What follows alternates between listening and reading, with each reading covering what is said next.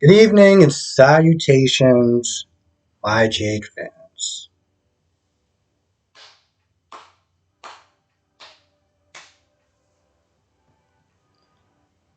It was actually a good episode today. It impressed me. Today, GH actually managed to step up for the most part. And I want to start off with the Portia and Trina scene because it didn't disappoint me. It really didn't disappoint me. When Trina found out that Curtis might be her dad, she went off on Portia. And of course, Portia does what Portia always does, make excuses. I didn't know. I didn't want to upset you. I was like, Portia, look at Trina's face. I think she's upset. I think your plan to not make her upset, it didn't really work out. Just saying, it didn't really work out. And she went in on her. She went in on her. She was upset. And I have to sit there and say she handled it. She handled it pretty well. She knew that regardless of DNA, Taggart is always going to be her father. And she felt bad for Curtis. Felt this sense of losing her identity. For 19 something years, she was sure that Taggart was her dad. Here's the thing, and it just kind of clicked to me. And maybe life or whatever got in the way. So she found out that, Curtis, Curtis and Portia, they had an affair or whatever. But at some point in time, she didn't sit there and think, maybe I might be Curtis's daughter. I don't know. I mean, when Portia went through memory lane and she kind of started explaining dates and times and stuff like that, it made more sense. But I don't know. It's something that it kind of came to me. But whatever. Regardless of that little theory that I just kind of threw out there, she was, she was upset. Meanwhile, you got Hat Daddy, Curtis, and Taggart, and pretty much interrogating Spencer. And they're like, "Yo, what's going on?" So Spencer's like, "Yo, listen, Stella isn't sick, and you need to sit there and talk to her. Point blank, you need to sit there and talk to Trina. You need to find out what's going on." So he leaves, and of course Curtis tries to call Stella. There's no answer. And so Curtis is like, "All right, I think we were long enough. I think we gave him enough time."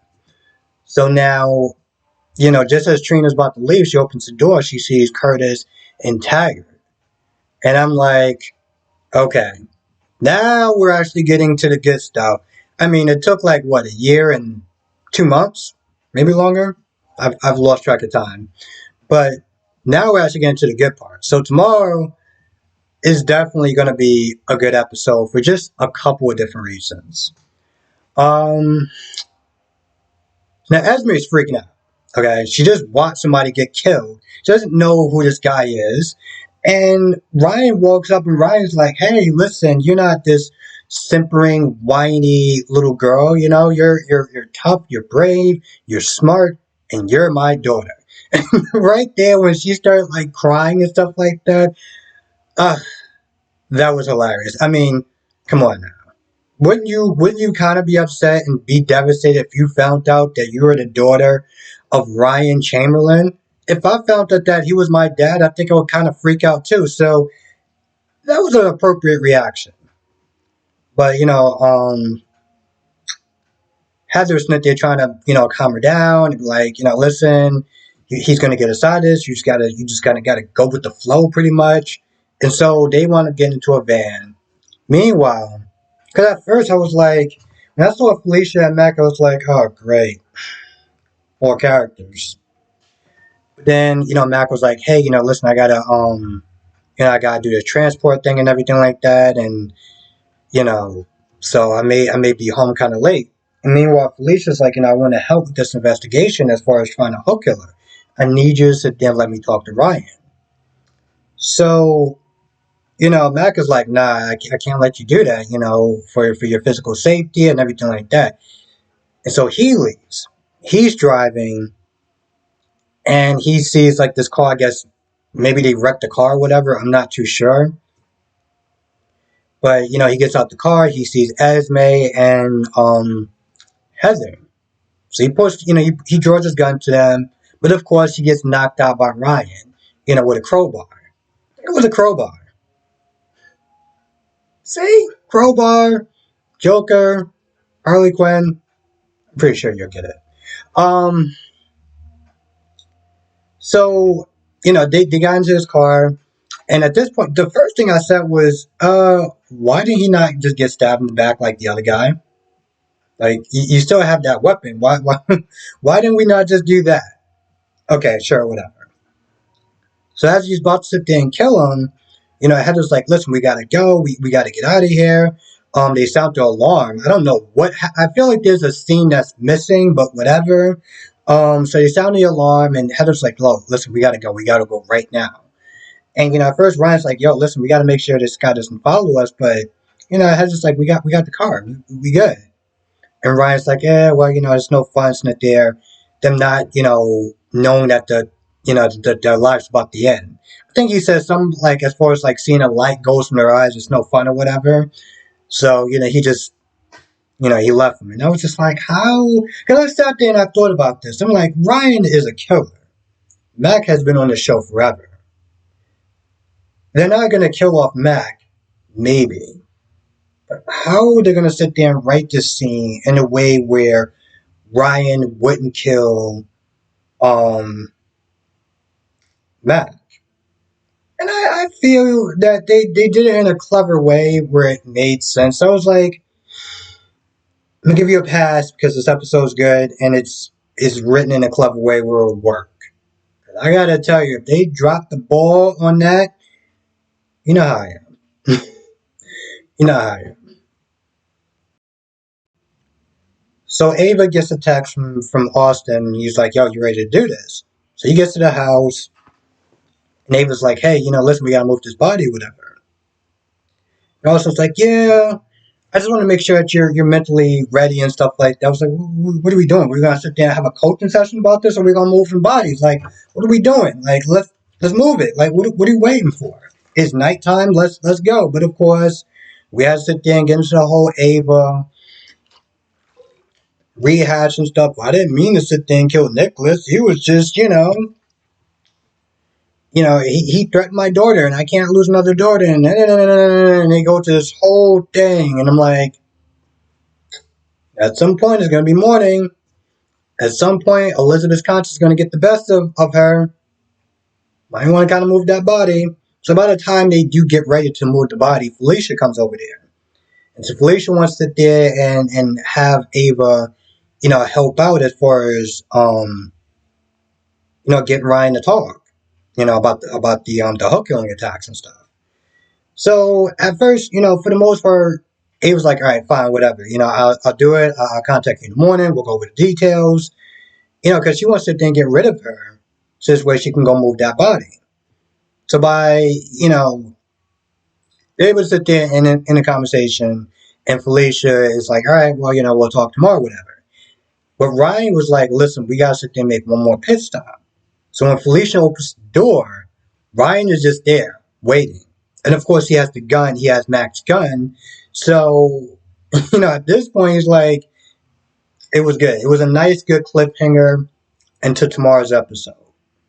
So I give him a lot of props for that. Because now I'm really looking forward to the next episode. I mean, of course, we had 3 other days of absolutely atrocious and horrible episodes. These two episodes, well, this episode and tomorrow's episode, I wouldn't sit there and say it made up for it, but it's a good start. I would say that much.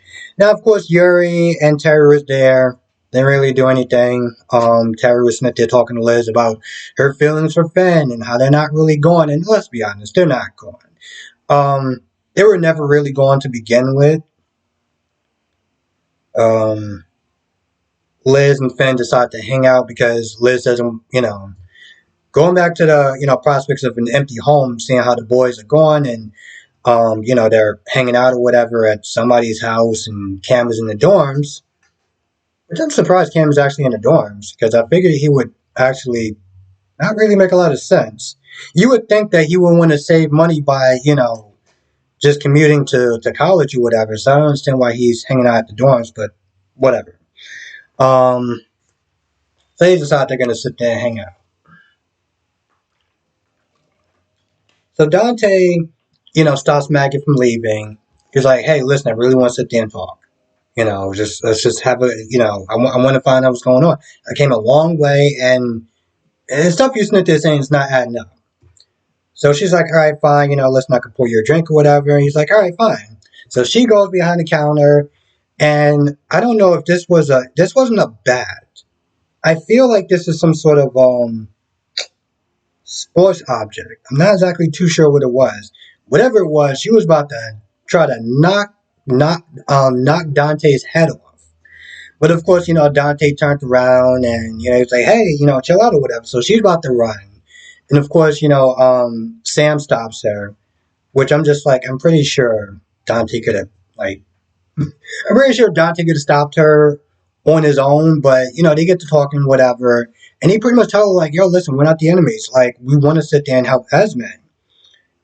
She's pregnant and she's in jail and it's not looking good. So we trying to clear her name at this point. If you don't think that she did some of the stuff that she did, but then there's other things that she did do. So yeah, um, but it got Maggie to sit there and lower her defenses or whatever, and towards the end, she did that she wanted to help, and she told them that Esme's father is Ryan Chamberlain. So now they're in on it. Oh, I almost forgot. It was like Joss was in it. She didn't really do too much. She talked to Spencer about Trina. Sonny was with Nina. Got a call from Brick and wants to get more intel on this whole Pikeman group. And Drew was there. He didn't really do too much of anything. I'm trying to make sure I don't forget some of these people that are in the episodes, even though they didn't really. They were just there for like background. Look at that. Let me just. Oh shit. Nope. Stage of our lives. I think that's actually about it. All in all, I would sit there and say it was a good episode. So when you get a chance, definitely watch it. If you didn't watch it today, watch it now on Hulu. You can try to go to watch it on YouTube. I would just sit there and say good luck. I mean, I got a cable box because I kept going through so much stuff with YouTube and them not actually going all the way up into the end. And I'm gonna be honest, you want to watch the last part. Okay, this isn't something that you want to miss. I mean, granted, when you really think about it, you could just watch the next episode and they'll just. But the point is, it's a good episode. You definitely enjoy it. Yeah, there's some people that just are like background noise, but there's a lot of good key moments that you definitely don't want to miss. So, with that being said, I'm gonna go. Yeah, I think I'll talk about more about it in the live stream. So definitely doing the live stream. Definitely doing the live stream. It's a lot of fun. Um, and I think for the people that are watching this and that are in the live stream, know why I hesitated for a minute while I go more into the live stream. But let's just sit there and say that the live stream is definitely growing. And we're going to have some hiccups every now and then. Screw it, I'll talk about it a little bit, but I won't get into too much of it. Going to be some hiccups in the live stream for those that were there last night. One thing that I've realized is that the channel is growing, and that's going to wind up happening from time to time. I'm always going to do my best to sit there and kind of, de-escalate the situation. But, the channel's growing. And I don't think there's one streamer that hasn't had to deal with, we'll say, hiccups. But that just comes with the territory. So, anyway, with that being said, I'm going to go. I want to thank you for watching. Be safe. And I'll see you in the next video.